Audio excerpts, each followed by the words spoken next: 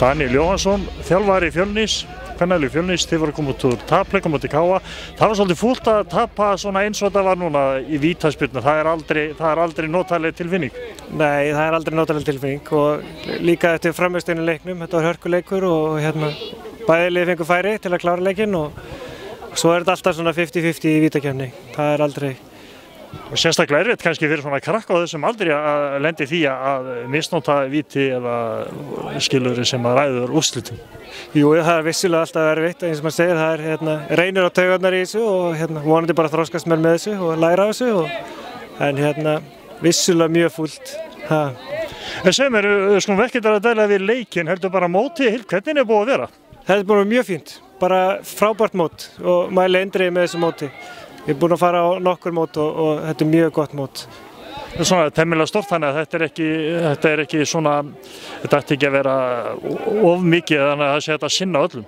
Jú, þetta er bara mjög fínt mót, nóga leikjum, passlega mikið að leikjum, 2 leikir á dag og aðstæða mjög flott og utanumhaldi mjög gott, þannig að þeir eru mjög mikið hrós skili Þórsararnir fyrir hvernig þeir haldi utanum þetta.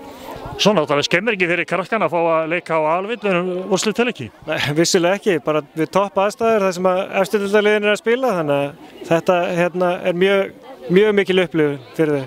Þetta er eitthvað sem þú myndir mæla með því Þóri kemur að lið komi hingað? Já, klárlega mæli ég með þessi móti fyrir lið að koma hingað og ég meina það er alltaf gott við fyrir norðan, það er bara þannig, ég þekki það sjálfur þannig að þetta klikkar ekki hér.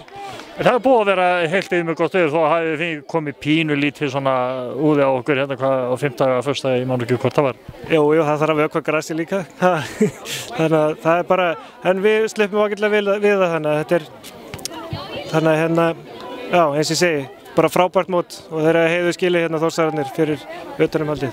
En þið færið sáttir heim þrátt fyrir tapið? Já, við fyrir mjög sátt heim. Þannig að við erum búin að vera hérna frá miðvikudaginn og í góðu yfirlæti og spila nóga leikjum, þannig að við fyrir mjög sátt heim. Ég segi bara takk fyrir konu á Norður og vonandi sjá ykkur á árið og bara eigið góða heimkomu. Já, þakka kærlega fyrir og takk fyrir okkur. Hér erum við Kára Stein Reynisson, yfirþjálfara eða aðalþjálfara fjóraflokks karla, ekki rétt, hjá IA. Jú, passar. Kári, þið voru áberandi hérna á mótinu, mörg flott lið og voru að vinna til verðlauna. Hvernig er búið að vera? Mótið er búið að ganga ágætlega, árangur hjá okkur var kannski ekki alveg eins og við vorum að vona en það er bara eins og gengur í þessu. Við endum í 3. sæti með bæði A og B liðin og það er svona aðeins ekki eins langt á ætluðum okkur. En einhvað síður þurfum við ekkert að vera einni fílu í því? Nei. Markmið hjá okkur var fyrst og fremst að hafa gaman að því og ég var með 2 lið og 2 18 manna lið, ég ákvað að hafa frekar 2 heldur en 3 og út af álaginu bara og þannig að ég var að rótira dálítið mikið og mögulega hefur það kannski eins komið niður á árangrunum. Hvernig finnst þið svona skipulag á mótinu og annað svona í kringum þetta hafa gengið? Það hefur gengið bara vel. Þetta eru allavega það sem að snýra okkur. Tímasetningar hafa staðist, dómgæslan hefur verið alveg í lagi, ég meina það er bara upp og niður eins og gengur á þessum mótum og ekkert út á það að setja. Og dagskráin hefur bara verið fín og vel fyllt inn með ákveðnum hlutum, þannig að það er bara verið fínt. Þið komið hérna í fyrra og aftur í ár þannig að það er kannski betur til þess að þetta er sjálfu þess fyrir að koma? Já, við hefum náttúrulega ekkert komið aftur núna nema að það hefur verið ánægilegt í fyrra og þannig að við bara erum allavega sáttir og svo erum bara að sjá til hvað gerist ári. En að þið varst að tala um að árangur kannski ekki alveg eins og áttu von og þetta nú kannski samt einu sinni þannig að svona fyrir krakka að líta kannski líka meira á þetta sem gaman, ekki bara grjótörn keppni því að börnin þurfa að hafa gaman að þessu. Já, alveg eins og segi, markmið okkar var fyrst og fremst að hafa gaman að og strákarnir vissu það alveg, við vorum ekkert endilega að fara til þess að endilega til þess að ná einhverjum sigurum eða efstu sætum en auðvitað þegar inn á völlinu komið þá er það alltaf sem stemt að vinna leikina.